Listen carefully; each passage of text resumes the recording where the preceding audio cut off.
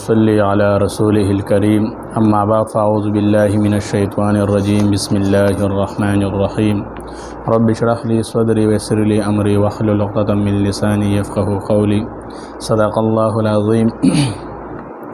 محترم مسلمانانو، ان شاء الله تعالی مونږه د تجوید باره کې خبرې ذکر کوو. نو نننې درس زمونږه د تجوید ابتدایي خبرې علم تجوید نه څه مراد دي.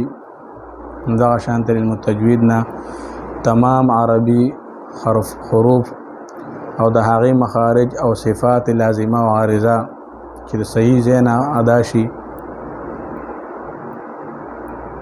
او دغه شانته دویمه خبره چې کوم ده زمونږه د مخارجو نه څه مطلب دی. نو مخارج د مخرج جمع ده او مخرج د حرف راوتو ځای ته وایي چې د کوم ځای نه مخرج راوځي، لکه مثال فتور الف با تا ثا جیم خا، دې ته مخرج وایي. د کوم ځای نه حرف راوځي هغې ځای ته مخرج وایي. نو مخرج جمع مخارج ده. څونه مخارج چې راجمع شي، د څونه مخرجونه چې راجمع دي د مخارج ویلی شي. دغه شانته اوس آیا مخارج څومره دي؟ په مخارجو کې د علماو اختلاف دی، لکه د امام فرار رحمت الله علیه، د امام صبیح رحمت الله علیه او دغه شانته امام خلیل رحمت الله علیه چې څومره مخارج دي. موږ چې کوم مخارج دغه کوو د امام خلیل رحمت الله علیه په نسبت باندې 19 مخارج دي. دا 19 مخارج به ان شاء الله تعالی تفصیلی ذکر کیږي. او دغه شانته مخارج کې څومره دي؟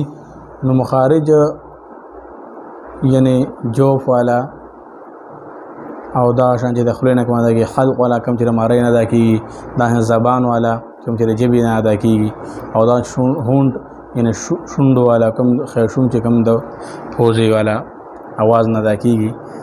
دغه او دا به ان شاء الله تعالی تفصیل سره ذکر کوو چې یاره 19 مخارج کم دي.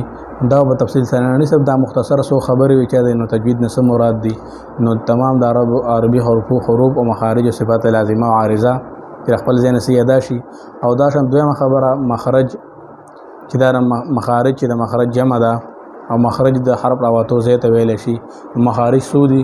نو د امامان اختلاف پکې دی. موږ به ان شاء الله د امام خلیل رحمت الله علیه درېونو علما او مذاهب ذکر کوو چې د چا په نسبت باندې 14 دي، د چا په نسبت باندې 14 دي او د چا په نسبت باندې 19 مخارج دي. دا به ان شاء الله تعالی په تفصیل سره ذکر کوو.